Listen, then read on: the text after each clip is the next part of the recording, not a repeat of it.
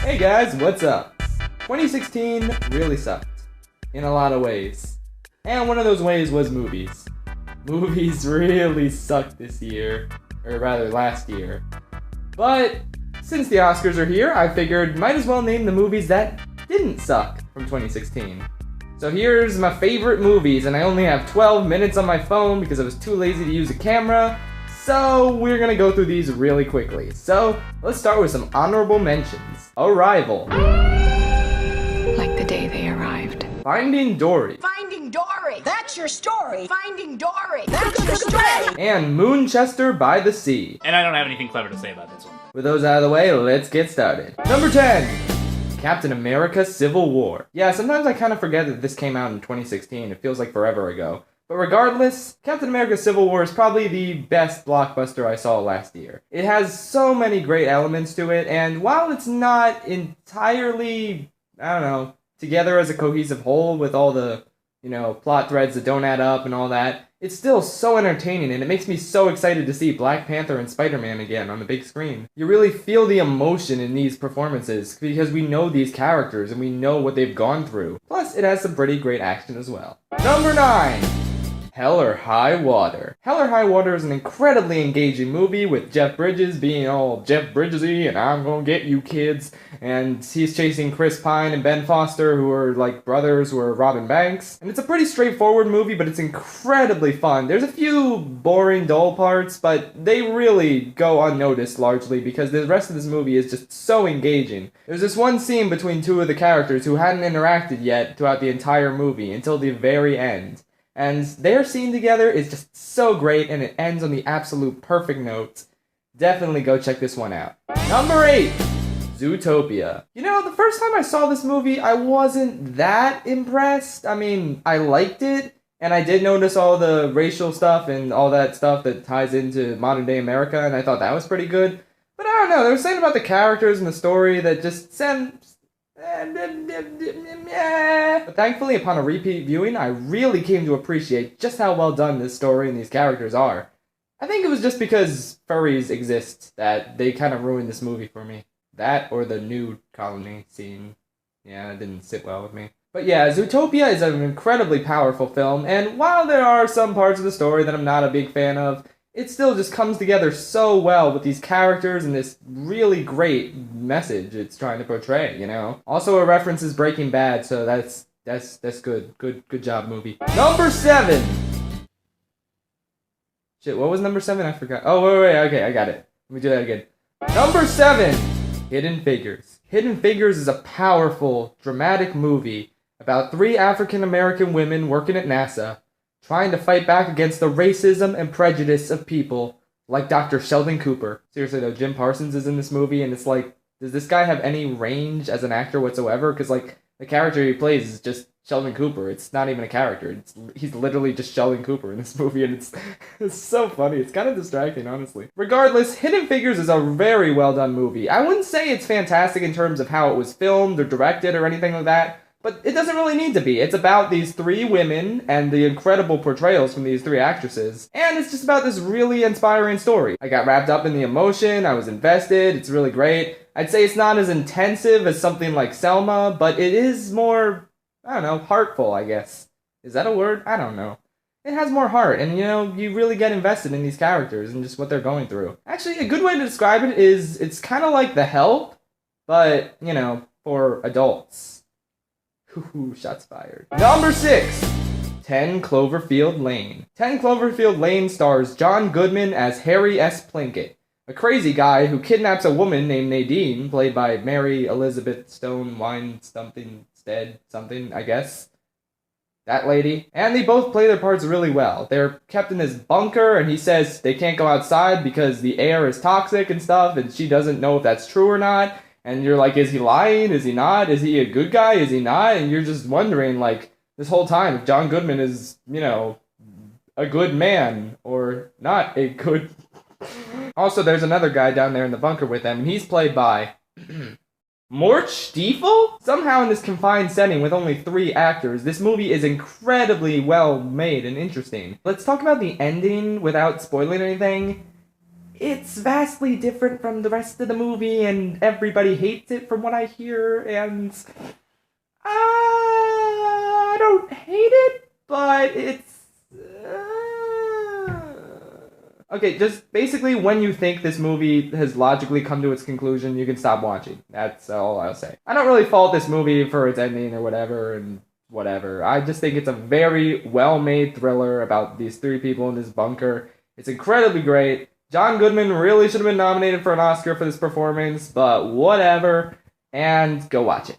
Number 5, Moana. Zootopia was great, but Moana for me was definitely the best animated film of the year. It's a lot like Kubo, except it has an interesting main character and it's not totally boring for the first hour. Ooh, I can just picture those death threats I'm gonna get right now. Moana captivated me from beginning to end with incredibly likable characters, a very simple story because I'm honestly tired of Disney films trying to surprise me. Like Frozen, Zootopia, Big Hero 6, they all have those twists and it gets old after a while. And the music especially is just amazing. I love these songs. I mean, what do you expect, you know? It's Lynn. Such great music, and if you couldn't tell, I'm a very big fan of one song in particular. Yeah. To be perfectly honest, Moana is probably in my top 5 favorite Disney films of all time. In fact, not even probably, it's number 4. Beauty and the Beast, Lion King, Hunchback, in case you're curious. Moana is just such a great film, and it belongs up there with the greats. I wouldn't say it's perfect, it has flaws like the water. Why can't the water just solve all the movie's problems? Like, honestly, the water seems like kind of a dick. And there's that one moment where the heroes have to split up just because and they have to be mean to each other. Whatever. Fortunately, though, everything else about this movie is fantastic. I love it so much. And, you know, Mad Max references for the win with those Kakamora guys. Just everything about it. I love Moana. So good. You should watch it. Again and again. I've watched it like 5 times already. It just gets better and better the more I watch it. Number 4. Alright, you guys. It's finally time to talk about that movie starring Ryan Gosling set in LA. The Nice Guys. The Nice Guys is the kind of movie that just doesn't get made anymore. Like, it's this 70s cop thriller thing, buddy cop movie. And it just reminds me of how movies like used to be before there were all these big budget Hollywood explosion stuff. Either that or artsy stuff. This is like neither. It's a hysterical genre comedy starring Ryan Gosling and Russell Crowe. And Ryan Gosling has a daughter in this movie and she's pretty much just as involved as those two and she is so funny. The first half of this movie is basically all joke and they all hit. It's incredible. I'm not one to laugh excessively in the theater, but this movie had me like literally dying on the floor, and no movie this year had made me do that other than this one. In the second half of this movie, the jokes kind of slow down and it's more driven by the plot, which is honestly pretty fine. The plot is actually really good and like you're wondering what's the next twist is going to be, and it's really well done. I'd say my only real hang-ups with this film are that it's a little bit too long, and the other thing is it's so unrealistic in terms of like the violence. The things these characters go through without getting much of a scratch, it's ridiculous. This little girl gets thrown through a glass window and she's totally fine, and like everything Ryan Gosling's character goes through, and at one point he even lampshades and he says he must be invincible because of like all the things that are hurting him, and it's like he doesn't get a scratch. It's so ridiculous in that way. And as I said, it does go on a little bit too long, but honestly, this is a hilarious film, and if you haven't seen it, you really need to check it out. One last thing about The Nice Guys though before I move on, it is a hard R, like Deadpool level R. So if you're a child, don't watch it. And even if you're a teenager, maybe like, I don't know, wait till you're 18, maybe. Honestly, it is a hard R, and but it's fantastic, you know, so watch it if you're like an adult. Number 3, La La Land. I'm just gonna come out and say it. Nobody was more excited for this movie than I was. You wanna know why? Because Damien Chazelle, the writer and director of this film, previously wrote and directed my favorite film of all time, Whiplash. Thus, I was pretty excited to see him do an original musical. And for the most part, it paid off. This is an amazingly well-directed film, complete with great performances, which might be a little bit overrated. Like, I don't think Ryan Gosling should be nominated for an Oscar for his performance, personally.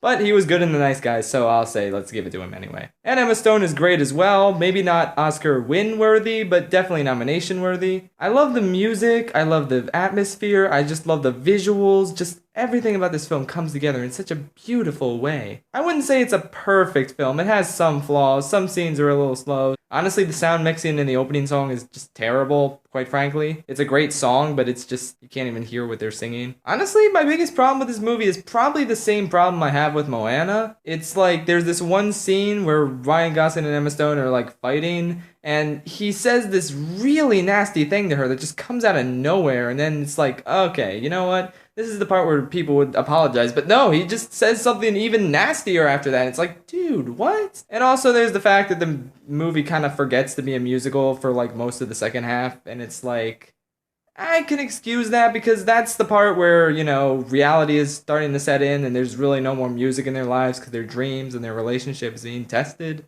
So, yeah, okay, I'll buy it. I don't have to like it, but, you know, it makes sense. And there's a ton of little details I could nitpick, but for the most part, I just can't get enough of this film. The ending in particular is probably the best ending of the year and one of my favorite endings to any film ever. It's gut-wrenching, but it's satisfying. Just like Moana, I've seen this 5 times, and it just gets better and better the more I see it. Number 2. Fences. Maybe I'm a little biased because I like plays, and this is clearly just a play that has been filmed, basically. It doesn't really have like big production values or anything. They're just talking nonstop in a house, and that's the whole movie. But you know what? This is a damn good play movie hybrid thing. The acting from Denzel Washington and Viola Davis is incredible and definitely Oscar worthy. It's just insane seeing this drama unfold and seeing this powerful stuff on screen in front of you, and it's like it has the intimacy of a play but like on the big screen, and that's really incredible how they managed to capture that so well. There's not really that much to say about this film. It's just an amazingly well done play, and yeah, it doesn't have standard film production values, but it captivated me from beginning to end, and I was like with it emotionally. I cried and all that. I mean, I cried at La La Land too, and I cried when I heard Lin singing in Moana, but still, this film is just